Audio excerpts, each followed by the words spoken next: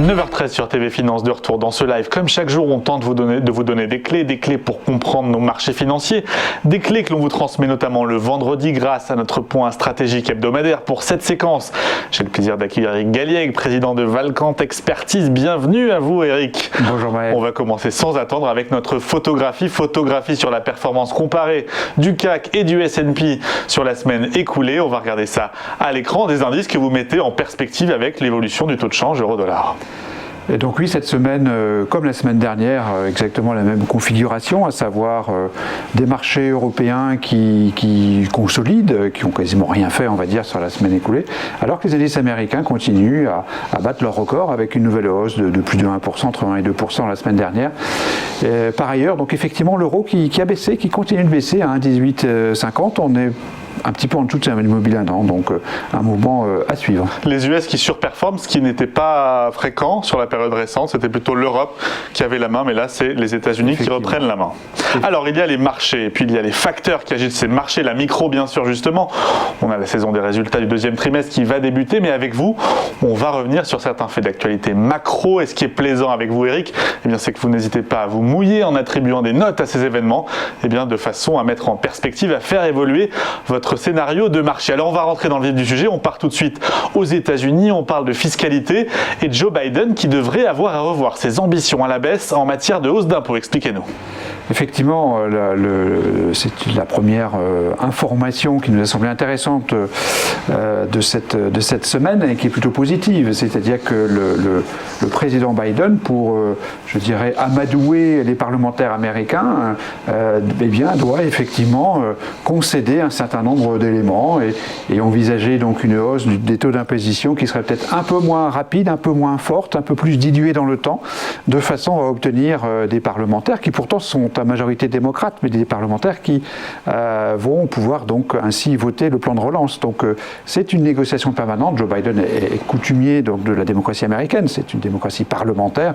Il faut donc en permanence négocier avec les parlementaires et donc c'est un élément plutôt positif puisque cette hausse du taux d'imposition serait donc moins forte, c'est donc un peu moins d'impact négatif, moins d'impact négatif sur les négatifs, donc positif sur les valeurs, pour le scénario de marché. Alors, retour en France, on continue avec peut-être cette nouvelle déclinaison du quoi qu'il en coûte, appliquée au secteur de la santé, nouvelles mesures de soutien qui viennent peut-être s'ajouter à ce qu'on avait appelé le Ségur de la santé. Là aussi, c'est de l'argent frais pour les sociétés du secteur ?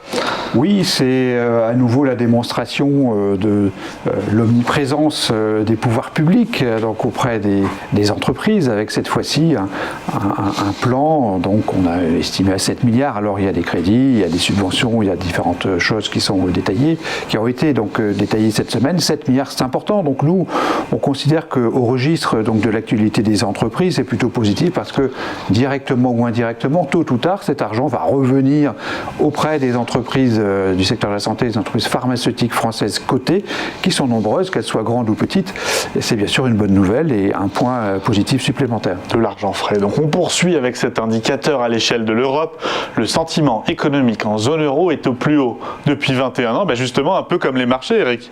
Alors oui, c'est exactement ça. Il y a une forme de logique et de cohérence dans la psychologie donc, des acteurs de l'économie, ici donc les entreprises, donc le sentiment économique des entreprises et des entrepreneurs qui est une donnée compilée donc, par la Commission européenne depuis de très nombreuses années, donc est au plus haut depuis 21 ans, comme les marchés effectivement, donc il fallait saluer cette nouvelle. C'est vrai que le graphique est assez impressionnant sur France, Allemagne, Italie pour notre compilation donc, de ces indicateurs économiques avancés, donc le Valcant Economic Momentum, mais effectivement on a un rebond sympathique, il faut le saluer comme étant un élément positif bien sûr pour le scénario de marché. On est dans le soft data avec cet indicateur. Alors on va rezoomer sur l'économie française à présent, sur le patrimoine des Français, des Français qui plébiscitent l'assurance vie si l'on en croit le niveau de la collecte. Et puis bonne nouvelle, c'est que les Français osent prendre des risques, ils investissent en unité de compte, à moins peut-être qu'on les y contraigne. Alors oui, c'est encore à nouveau le côté un petit peu directif ou je dirais d'une économie qui est de plus en plus, je dirais, gouvernée par les intérêts réglementaires, fiscaux qui sont en place. Donc effectivement, la souscription à l'assurance vie qui bénéficie donc d'un avantage fiscal bien connu depuis très longtemps sont très très importantes. Donc ici, cette nouvelle-là on a sélectionné cette information, elle est positive puisque ça signifie que cet argent d'argent qui est collecté, donc la collecte est au plus haut, elle est vraiment très très importante, donc plus d'1 milliard au cours des 5 derniers mois en net, et cet argent il va directement dans les fonds. Pas seulement le fonds euro. C'est pas seulement le fonds euro, donc les fonds propres des compagnies, il va dans des unités de compte pour des raisons aussi un petit peu réglementaires, parce qu'on considère que c'est quelque chose qui est nécessaire aujourd'hui, mais ces unités de compte, c'est les fonds, c'est les actions, c'est l'argent qui arrive sur les actions, et c'est donc plutôt un élément positif au registre financier général, puisque ça rajoute de la liquidité à la liquidité en quelque sorte. De l'argent qui arrive dans la machine économique. Tout à fait. Alors à l'heure du bilan, ce qu'on voit, c'est qu'il n'y a que des bonnes nouvelles si l'on vous croirait. Rien sur le front sanitaire peut-être qui pourrait doucher votre optimisme? Alors on en a parlé la semaine dernière, c'est vrai que le variant indien est une mauvaise nouvelle au plan économique et sanitaire.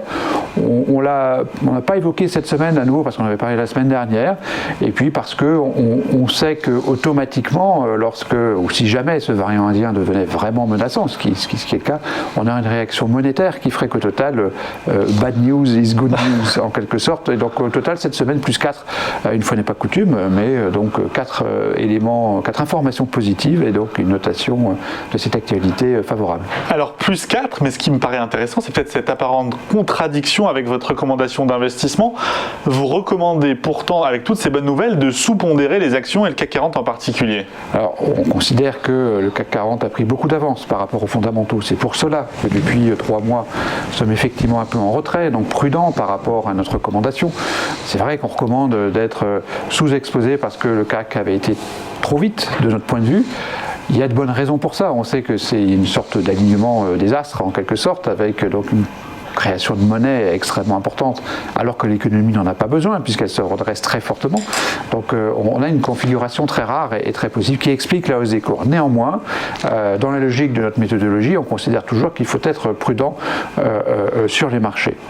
On est en train aujourd'hui de revoir l'ensemble de scénarios, on le fait en fin d'année, mais on va le faire ici en milieu d'année pour notre présentation de mardi, et donc je présenterai ça à nos clients mardi très volontiers. Donc on rebat les cartes au niveau de ces marchés pour intégrer donc des éléments plus structurels que la simple création de monnaie par les banques centrales. Donc à vos clients mardi sur ce plateau vendredi prochain, j'espère. Plateau vendredi prochain. Merci Eric, merci pour ces recommandations. Vous vous engagez, on aime ça. Eric Gallec, président de Valcante Expertise, comme chaque vendredi un peu avant 9h15 pour ce point hebdomadaire et ce point surtout stratégique. Merci encore, et donc je le disais, à la semaine prochaine. Vous, chez vous, vous ne bougez pas. On se retrouve juste après cette toute dernière pause. Dernier détour à la Bourse de Paris. À tout de suite.